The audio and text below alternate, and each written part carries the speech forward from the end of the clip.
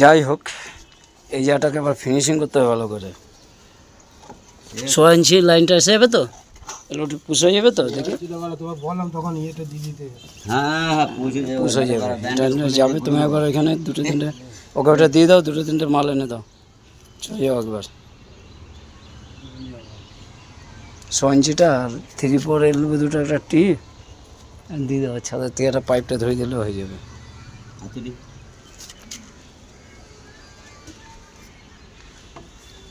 সব কিছুই সমস্যা দেখতে হচ্ছে যে পিলারটার জন্য আটকে যাচ্ছে সোজাটা। হ্যাঁ, এটা গ্যাসের লাইন হচ্ছে, গ্যাসের লাইনটা এ করা হয়ে যাবে। দেখো পায়খানার লাইনটাকে যে নিচে আগে করা ছিল ওখান থেকে উঠালাম, এটা কিন্তু ঢুকিয়ে দিলাম, এটা শু দিয়ে জানলার পাশ থেকে লাইনটাকে নিয়ে চলে যাওয়া হচ্ছে ধীরে ধীরে করে। তাই কি সমস্যা হয়ে যাবে তখন, বাবারে কত কি ঝামেলা লেগে যাবে তখন। কোনো ঠিক আছে, মারতে হবে, আমাদের কিছু করার নেই। দেবো মেশিনটা, আর একটা সিলভার টি নাও, 2-4টা কিলাম নাও।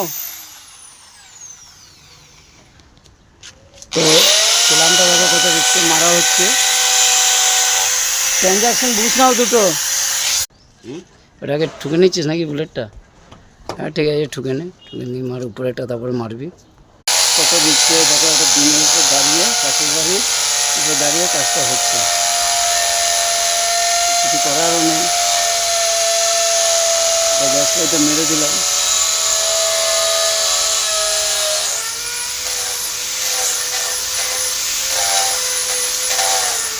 এটা মোটা পিঠটা লাগিয়েছিস না?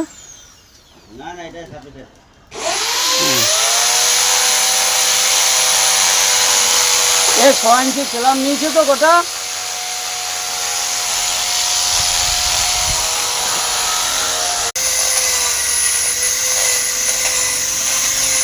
দে, হয়েছে হয়েছে, সাবধানে নাম দে, জিনিসগুলো দে। নাকি রে আগে আগে যেমন কি বাদর ছিলি না হনুমান ছিলি? এটাতে একটা মেরে দেখলাম, এটাতে একটা মেরে দে। হ্যাঁ, 6 ইঞ্চিটা আগে পুশ করলে তাহলে